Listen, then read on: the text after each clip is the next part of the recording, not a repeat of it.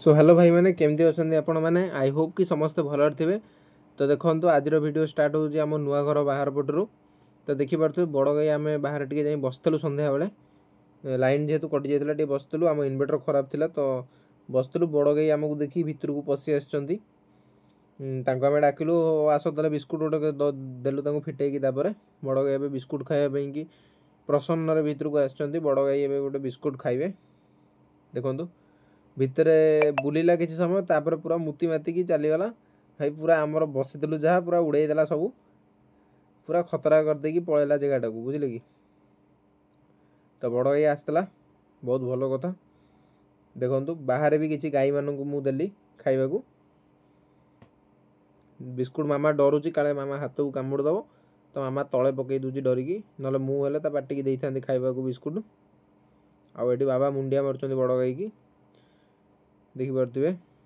तो आपण मैंने भी गाई की मुंडिया मारे जदि आपण मानकर गाई अच्छी कारण गाई होती गोमाता। तो देखो एवं सेपटू सरिकी एपटे बड़ गाई बिस्कुट जहाँ बड़ी एपटे पड़ता खाऊँ। तो बाहर एमानकर भी भिड़ लगे तो मुझे आइली भारी बिस्कुट दबाक बड़ गाई ठू कि आणिकी बड़ गाई तो डेली खाऊँगी एवं एम कि बिस्कुट दबा। देखो पूरा मत घेरीगले तले पकईदे मत माने बिस्कुटा मुझे दौली तले पकईदे घेरिकी। तो मुझे एपटू बुली आसिक देली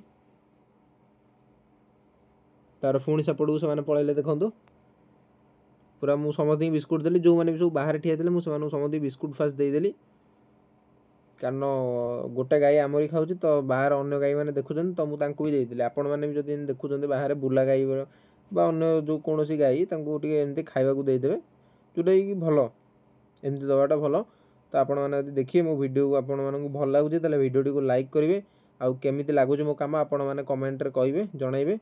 तो बिस्कुट तो सरीगला एवं तुम मैंने पलाओ कारण बिस्कुट आउ ना बड़ गाई की भी दिखाई बड़ गाई भी सरीगला एवं बड़ गाई को भी धीरे धीरे प्रस्थान करने को कहीदे। बड़ गाई भितर को पशिकी कितु शुंघिले आउ सब मत लगुच बड़ गाई आज जहाँ अच्छी ड्रोर फोर खोलिक सब बिस्कुट खाईदब।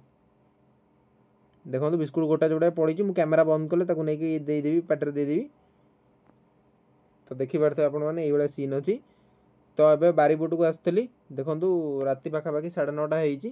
तो मशा धुआं तो दिहनी कारण डीएसएल घरे ना तो आम फैनटा राति चलाई देचु आउ नड़ा पकई देचु तापर गुहालटा सफा चलती गुहाल सफा करदे सका बेसी गोबर फोबर पड़ोनी तो कम टी अधिका लगे जदि रातिर सफा न हुए तो सका अधिका लगे। तो राति बेला आम सफा करदे आउ नड़ाटा खोलिकी देनु नड़ाटा सेमती पकई देचु देखिपे आप नेक्स्ट टाइम टू खोलिकी देवाक चेष्टा करवा।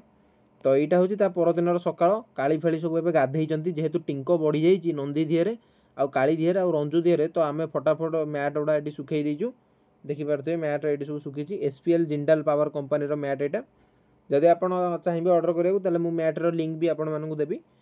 तो देखो ये काली पूरा टिंक साबुन लगाई गाधुआई आउ टिंक नवाई नंदी नंदीर टी अधिका टिंक हो जाती छुआ बाछुटा ता धीरे पूरा साबुन लगाई छड़े छाड़देचु आमको देखो से कर आउ रंजुआ ये क्या गोटे अनई देखो रंजुआ क्या गोटे अनई सेपट बारीपटे कि गोटे बोधे गाई फाई पशि कुकुर फुकुर अनई सी कौन अनई पाखु धीरे धीरे जा रुहतु क्या अनईचु एपर्यंत भी सी जानी कि गोटे आईलाणी पाखु ये जानीदेला। देखो तो ये जानीगला सी माने सी अनई पूरा एका लयर अनई सेपट बारीपटे क्या। तो देखो सेपटा आम टेकी देचु पवन टे आसवाई कि कारण आज टे बहुत खरा हो भीतर भी देखो सफा हो जाए धुआ धुई होगी। तो एम टे नड़ा पकई देकी जावा आम। तो काली ये ठिया होती काली भावुची केतबेले खाया दिहब कालीर मुड केवल खाइबा उपरे।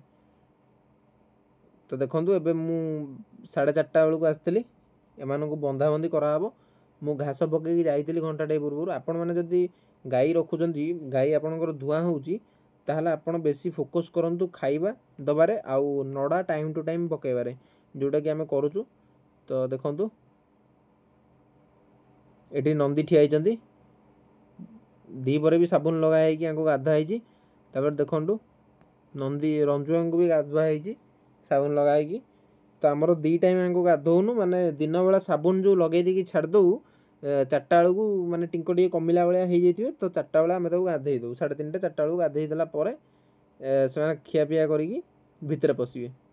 तो देखिपे आपण मैंने ଖରା ବି ଟିକେ ଟିକେ ହେଉଛି।